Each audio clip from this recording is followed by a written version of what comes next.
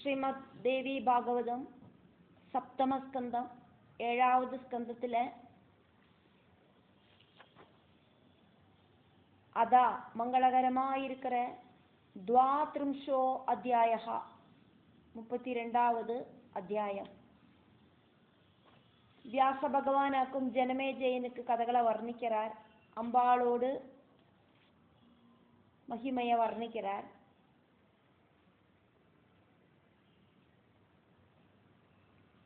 ஹிமவானுக்கு அம்பிகை உபதேசிக்கிறதாக்கும் இப்போ வியாச பகவான் வர்ணிச்சுருக்கார். அதனால அம்பிகை ஹிமவானுக்கு உபதேசிக்கிற மாதிரியே இங்க சொல்லப்படுறது. ஸ்ரீ தேவி உவாச்சா, ஸ்ரீ தேவி உவாச்சா அப்படின்னு.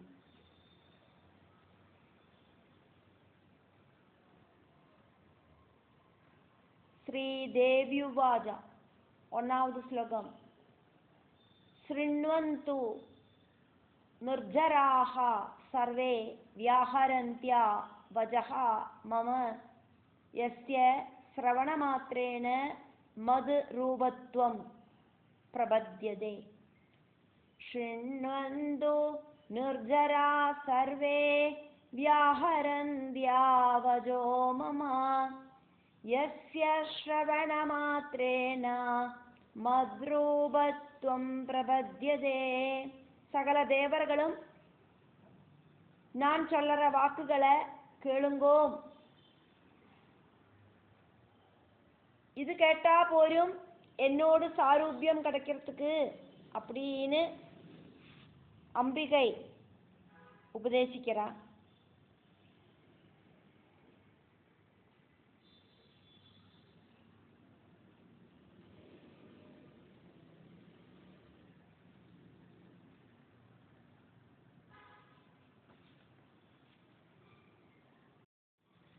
രണ്ടാவது ശ്ലോകം.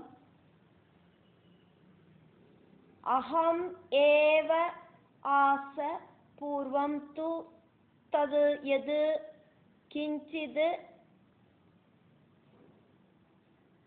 നഗാദിവ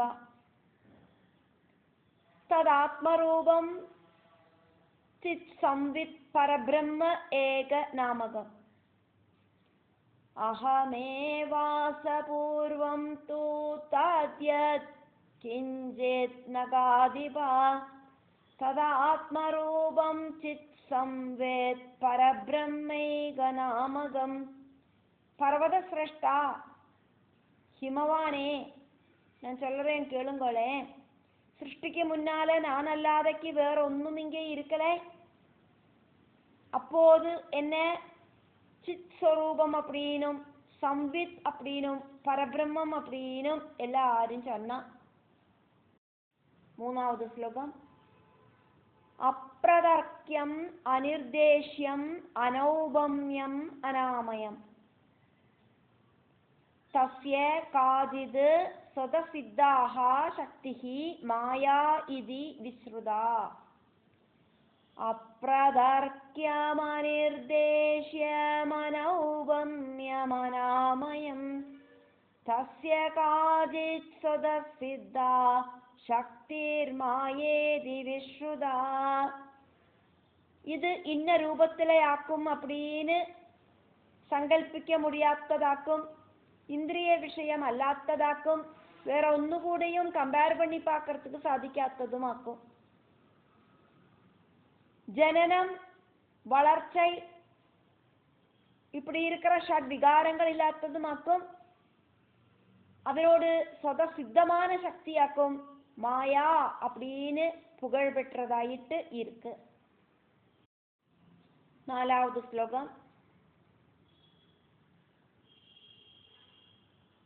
ന സദീ നാസദീ ച നോ ഭയാത്മാ വിരോധദാ ഏതദ്വിലക്ഷണ കാചിദ് വസ്തുഭൂതാസ്തി സർവദാ. ന സദീ ന അസതി ച ന ഉഭയ ആത്മാ വിരോധതഃ ഏതദ് വിലക്ഷണ കാചിദ് வஸ்து பூதா அஸ்தி சர்வதா.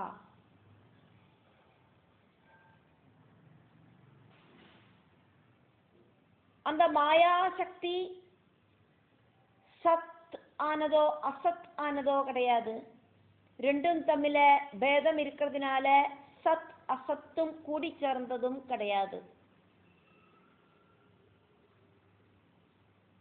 ஆனா எப்பவும் விலட்சணையாயிட்டு ஸ்திதி செய்யற சத்திலேந்தும் அசத்திலேந்தும் வேறிட்டு இருக்கிற ஒரு சக்தியாக்கும் இந்த மாயா சக்தி. 5வது ஸ்லோகம்.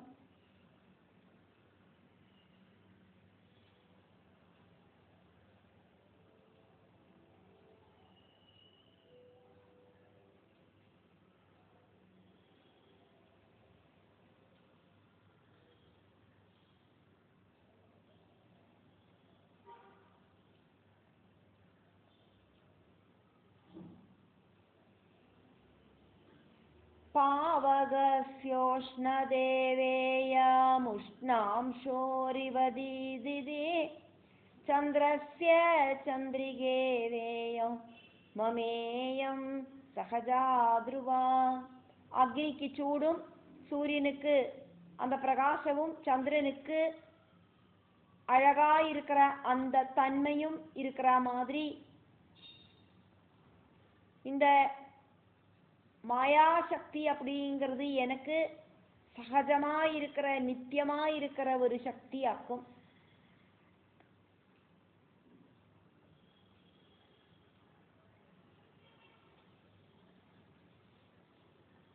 ஆறாவது ஸ்லோகம்.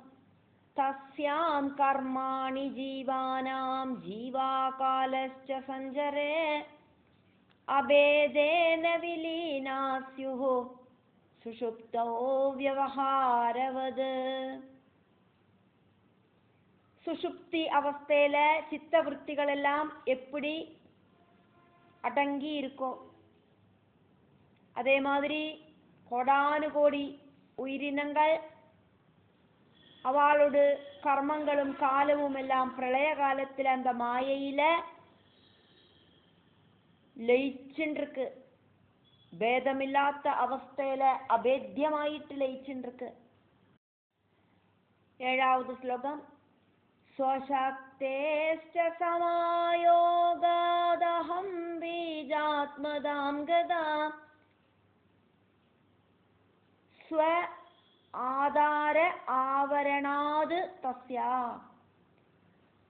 ஸ்வாதாராவரணாத் தஸ்யா தோஷத்வம் ச சமாகதம். அந்த மாயாசக்தியோடு கூடி சேர்ந்து நானே தான் ஜகத் காரணமாயிட்டு பவிக்கிறேன்.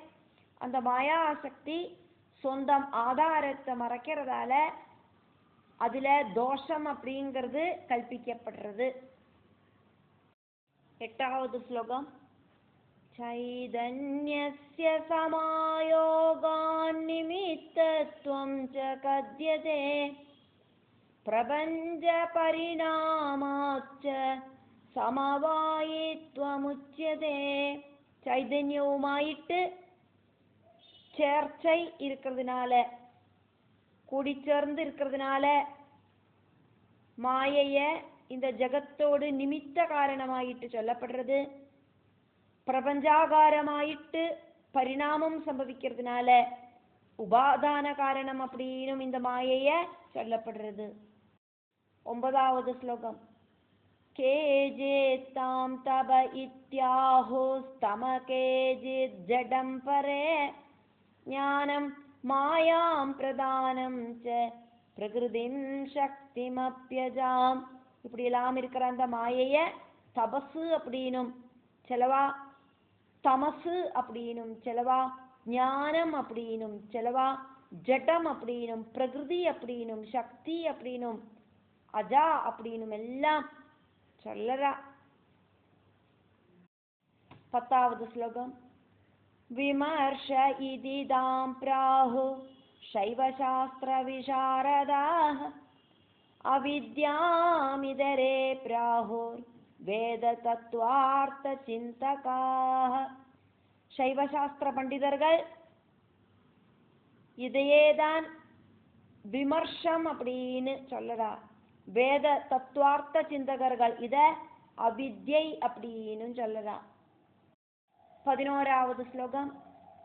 ஏவம் நானாவிதானி ஸ்யோர்நாமானி நிகமாதிஷு தஸ்யா ஜடத்வம் திருஷ்யத்வாத் ஞானநாசத்ததோசதி. இப்படி நிகமம் தொடங்கின விஷயங்களில எல்லாம் மாயைக்கு சில பேருகளும் இருக்கு. திருஷ்யத்துவம் இருக்கிறதுனால இது ஜடவும், ஞானத்தை இல்லாம பண்றதுனால அசத்துமாக்கும் இந்த மாயை. 12வது ஸ்லோகம். சைதன்யஸ்ய ந திருஷ்யத்வம் திருஷ்யத்வே ஜடமேவ தத் ஸ்வப்ரகாசம் ச சைதன்யம் ந பரேண பிரகாசிதம். சைதன்யத்தில் ஆகட்டும் திருஷ்யத்துவம் இல்லை, திருஷ்யமாயிட்டு இருக்கிறது ஏதும் ஜடவுமாக்கும். சைதன்யம் സ്വയം പ്രകാശിക്ക കൂടിന ഒന്നാക്കും, അത് വേറെ ഒന്നിനാലെയും പ്രകാശിക്കപ്പെടുന്നതും ഇല്ലേ. 13வது ശ്ലോകം. അനവസ്ഥാദോഷസത്വാജ്ഞസ്വേനാഭിപ്രകാശിതോ കർമ്മ കർത്തൃർവിരോധസ്യാത് തസ്മാത് തദ്ദീപവത് സ്വയം. சைதன்யத்துக்கு സ്വയം பிரகாசிக்கிறதுக்கு சாதிக்காது அப்படிங்கிற சிச்சுவேஷன் வந்தானா அதுக்கு பிரகாசத்தை கொடுக்கிற வேற ஒன்று உண்டாகணும். அதை பிரகாசிப்பிக்கிறதுக்கு வேறொரு விஷயத்துக்கு சாதிக்கணும். இப்படி அனவஸ்தா அப்படிங்கிற தோஷம் வந்து சேருறது. சைதன்யம் சைதன்யத்தையே பிரகாசிப்பிக்கிறது அப்படின்னு எடுத்துட்டானா ஒரே ஒரு வஸ்துதான் கர்த்தாவும் கர்மவும் ஆயிருக்கும். அப்படி இருக்கிற விரோதமும் உண்டாகும். அதனால ஒரு தீபத்த மாதிரி ஸ்வயம். 14வது ஸ்லோகம். பிரகாசமானமன்யேஷாம் பாசகம் வித்தி பர்வத அத ஏவ ஜனித்யத்வம் சித்த சம்வித்தனோர்மமா.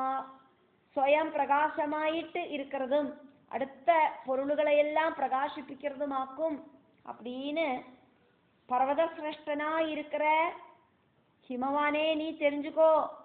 அதனாலேயே என்னோடு சம்வித் ஸ்வரூபமா இருக்கிற சரீரம் அப்படிங்கிறது நித்தியமாக்கும் அப்படிங்கிறத தெரிஞ்சுக்கோ. 15வது ஸ்லோகம். ஜாக்ர ஸ்வப்ன சுஷுப்த்யாதௌ திருஷ்யஸ்ய வியபிசாரத சம்விதோ வியபிசாரஸ்ச நானுபூதோஸ்தி கர்ஹிசித். ஜாகிர சொப்ன சுஷுப்தி அவஸ்தைகளில திருஷ்யங்கள் மாறிண்டே இருக்கு. ஆனா சம்வித்துக்கு மாற்றம் அப்படிங்கிறது கிடையாது. அவஸ்தாத்திரயத்துல ஏதாவது ஒன்று அனுபவ விஷயமாயிட்டு இருக்கிறத வேறொன்னும் அங்கே இருக்காது. ஜாகிரத் அனுபவப்படுறத சொப்பனம் இருக்காது, சொப்பன அனுபவத்துல ஜாகிரத் இருக்காது. அதே மாதிரி சம்வித் இல்லை அப்படிங்கிற அனுபவம் உண்டாகிறதும் இல்லை. அதனால சம்வித் அப்படிங்கிறது நித்தியமேதான். 16வது ஸ்லோகம். யதி தஸ்யாப்யனுபவஸ்தர்ஹ்யயம் யேன சாட்சினா அனுபூத ச ஏவாத்ர சிஷ்ட சம்வேத்வபு புரா. சம்வித் ஸ்வரூபத்தோடு அந்த பிரசன்ஸ் இல்லாத சமயத்துல அனுபவம் அப்படிங்கிறது ஆருக்கு உண்டாகிறது அப்படின்னும் சொல்லத்தானே வேணும். அப்போது அந்த அனுபவம் உண்டாகிறதுனோடு சாட்சி யாராக்குமோ அவனாக்கும் சம்வித் ஸ்வரூபமாயிட்டு மிச்சம் இருக்கிறது. 17வது ஸ்லோகம். அத ஏவ நித்யத்வம் ப்ரோக்தம் தத் சாஸ்திர கோவிதைः ஆனந்த ரூபதாஜாஸ்ய பரப்ரேமாஸ்பதத்வதா. அதனாலேயே சாஸ்திர பண்டிதர்கள் சம்பித்துக்கு நித்தியத்துவம் கல்பிச்சிருக்கா அப்படின்னு அம்பிகை ஹிமவானுக்கு தத்துவோபதேசம் செஞ்சுட்டு இருக்கிறதையாக்குமே பார்க்கிறோம். ஆனந்த ஸ்வரூபமும் சுகஸ்வரூபமாக்கும் இந்த சம்பித்து. കാരണം ഇതാക്കും പരമ പ്രേമத்துக்கு பக்தி பிரேமத்துக்கு ஆஸ்பதம். அசுகமாயிட்டு இருக்கிறது பரம பிரேமத்துக்கு ஆசிரயமாயிட்டு ஆஸ்பதமாயிட்டு இருக்காது. 18வது ஸ்லோகம். மானபுவம் ஹி பூயாசமிதி பிரேமாத்மனிஸ்திதம் സർവസ്യാന്യസ്യ മിഥ്യാത്വാദ സംഗത്വം സ്ഫുടം മമ. எந்த ஒரு உயிரினவும் நான் உண்டாயிருக்கேண்டாம் அப்படின்னு, நான் ஜெனிச்சிருக்க வேண்டாம் அப்படின்னு நினைக்கிறதில்லை.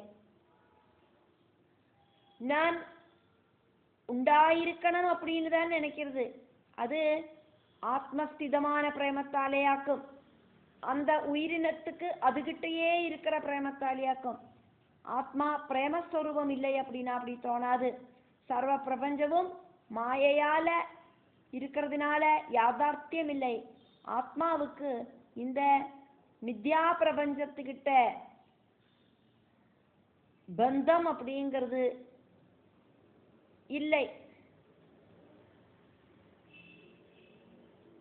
കയറെ പാത്ത് പാമ്പാക്കും, പാമ്പെ പാത്ത് കയറാക്കും തോന്നുന്നാലും പാമ്പുക്കും കയറുക്കും എന്തവിധமான ബന്ധവുമിல்லை. அந்த மாதிரியாக்கும் இது. 19வது ശ്ലോകം.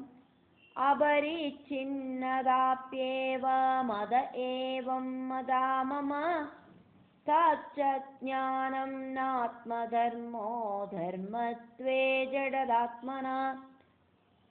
ആത്മ ഭിന്നമായിട്ടിരിക്കുന്നതെല്ലാം പരിച്ഛിന്നമായത് காரணமாயிட்டிருக்கிற மித்தியையாக்கும். ஆத்மஸ்வரூபிணியா இருக்கிற நான் அபரிச்சின்னையாக்கும் அப்படிங்கிறது உறுதி. சிலவா ஆத்மாவு ஞானஸ்வரூபம் இல்லை அப்படின்னும் ஆத்ம தர்மமாக்கும் ஞானம் அப்படின்னு சொல்றதுண்டு. ஞானம் ஆத்ம தர்மமாக்கும் அப்படின்னு சொன்னாக்கா ஆத்மா ஜடமாக்கும் அப்படின்னு சொல்ல வேண்டி வரும். அதனால ஆத்ம தர்மம் கிடையாது ஞானம். 20வது ஸ்லோகம். ஞானஸ்ய ஜடசேஷத்வம் ந திருஷ்டம் ந ஜ சம்பவி சித்தர்மத்வம் ததா நாஸ்தி சிதச்சின்னஹி வித்யதே. ஞானம் ஜடஸ்வரூபத்துக்கு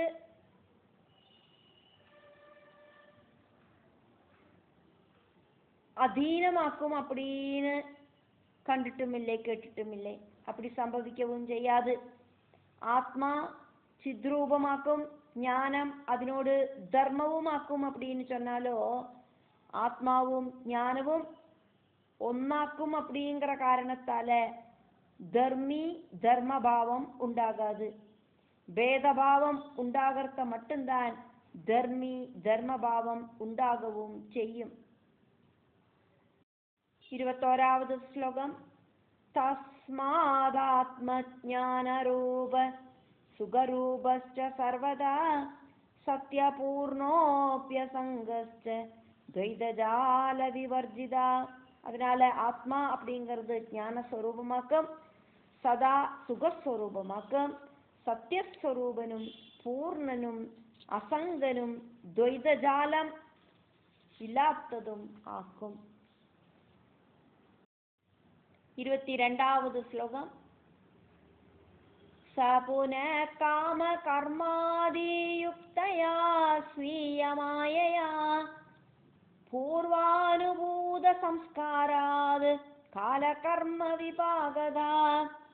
அப்படி ஆத்மா ஞானஸ்வரூபனாக்கும்னா கூடியும் காம கர்மாதிகளோடு கூடின சொந்த மாயைக்கு அடிபணிஞ்சு பூர்வ கர்மானுபவ சம்ஸ்காரத்தாலையும் காலத்துக்கு தகுந்த மாதிரியும் கர்ம விபாகம்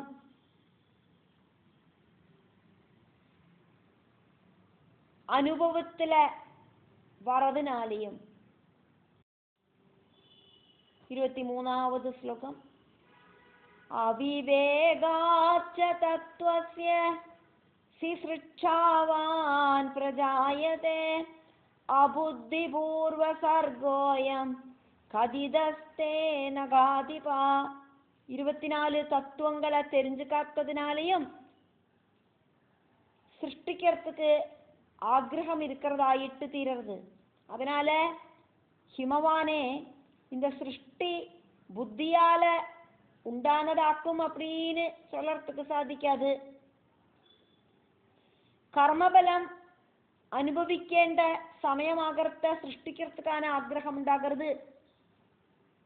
தூங்கின்னு இருக்கிறவன் பூர்வ சம்ஸ்கார காரணமாயிட்டு தூங்கி எந்திருக்கிற மாதிரி பரமாத்மா பிரளய ரூபமாயிருக்கிற சொப்ன அவஸ்தையிலேருந்து முழிச்சுக்கிறார்.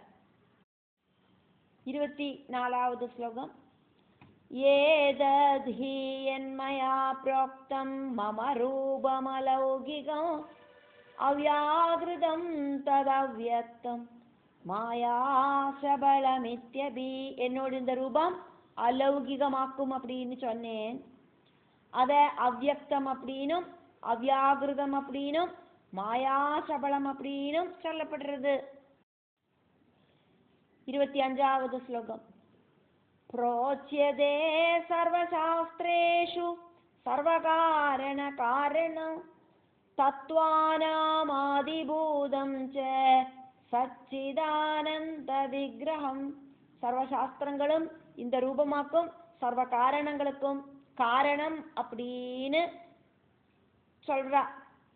தத்துவங்களுக்கெல்லாம் ஆதிபூதமாயிருக்கிற சச்சித் ஆனந்த ஸ்வரூபமாக்கும் இது